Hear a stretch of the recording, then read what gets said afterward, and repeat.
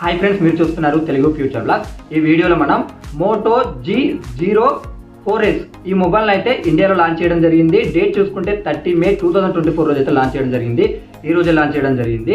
ఇక్కడ front side చూసుకున్నట్టయితే gorilla glass 3 protection use చేసామని చెప్తున్నారు. డిస్ప్లే సైడ్ చూసుకుంటే 6.56 inches HD plus IPS LCD display ఉంటుంది. 90 హెచ్ డిస్ప్లే రిఫ్రెష్ రేట్ ఉంటుంది. దీని పిక్సెల్స్ చూసుకుంటే 1612x720 పిక్సెల్స్ ఉంటాయి. 537 మ్యాక్స్ బ్రైట్నెస్ లెవెల్స్ ఉంటాయి. ప్రాసెసర్ చూసుకుంటే యూనిసాక్ T606 ప్రాసెసర్ ని యూజ్ చేయడం జరిగింది. ర్యామ్ చూసుకుంటే 4GB ఉంటుంది. ఇంటర్నల్ స్టోరేజ్ చూసుకుంటే 64GB ఉంటుంది. దీనికి సపరేట్ గా మైక్రో SD కార్డ్స్ ఆప్షన్ కూడా ఉందన్నమాట. ఇక బ్యాటరీ చూసుకుంటే 5000 mAh బ్యాటరీ ఉంటుంది. 15 వాట్స్ ఛార్జింగ్ అయితే సపోర్ట్ చేస్తుంది. ఫ్రంట్ కెమెరా చూసుకుంటే 5 మెగాపిక్సెల్ ఉంటుంది. బ్యాక్ కెమెరా చూసుకుంటే 50 మెగాపిక్సెల్ ఉంటుంది. ఇది గుర్తుపెట్టుకోండి, ఒక బడ్జెట్ మొబైల్ అనమాట. ఓకేనా, మీరు పెద్ద ఎక్స్పెక్టేషన్స్ పెట్టుకోవాల్సిన అవసరం లేదు.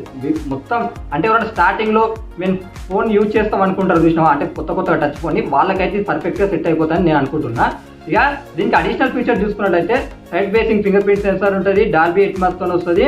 అలాగే దీన్ని చూసుకున్నట్టయితే Android 14 మీద వస్తుంది. 2 years సెక్యూరిటీ అప్డేట్స్ ఇస్తారట. మై యూఎక్స్ మీద వస్తుంది. అలాగే 7.99mm థిక్నెస్ ఉంటుంది. IP52 రేటింగ్ కూడా ఉంది. దీంట్లో ఒకటే మోడల్ ఉంటుంది అనమాట. 4GB 64GB మోడల్ ప్రైస్ చూసుకున్నట్టయితే 6,999 రూపాయలు పెట్టారు. అంటే 7,000 రూపాయలకి అయితే పడుతుంది. మీరు ఎవరైనా కొనాలనుకుంటే సేల్ వచ్చేసి జూన్ 5న జరుగుతుంది. కొనాలనుకుంటే ఫ్లిప్కార్ట్, motorola.in అలాగే లీడింగ్ స్టోర్లు అయితే ఈ మొబైల్ దొరుకుతుందని వీళ్ళు చెప్తున్నారు. కలర్ ఆప్షన్స్ కూడా ఉన్నాయి. స్క్రీన్ మీద వేస్తే ఒకసారి చెక్ చేయండి. ఇంకా ఇలాంటి మొబైల్ అప్డేట్స్ గురించి కానీ లేదా ట్యాబ్ గురించి ఇట్లా తెలుసుకొని కూడా మా ఛానల్ సబ్స్క్రైబ్ చేసుకోండి. ఇక్కడ ఇన్స్టాగ్రామ్ స్కానర్ ఇస్తున్నా, దాన్ని కూడా కొద్దిగా ఫాలో చేయండి. మన ఛానల్కి ప్లస్ పాయింట్ అవుతుంది.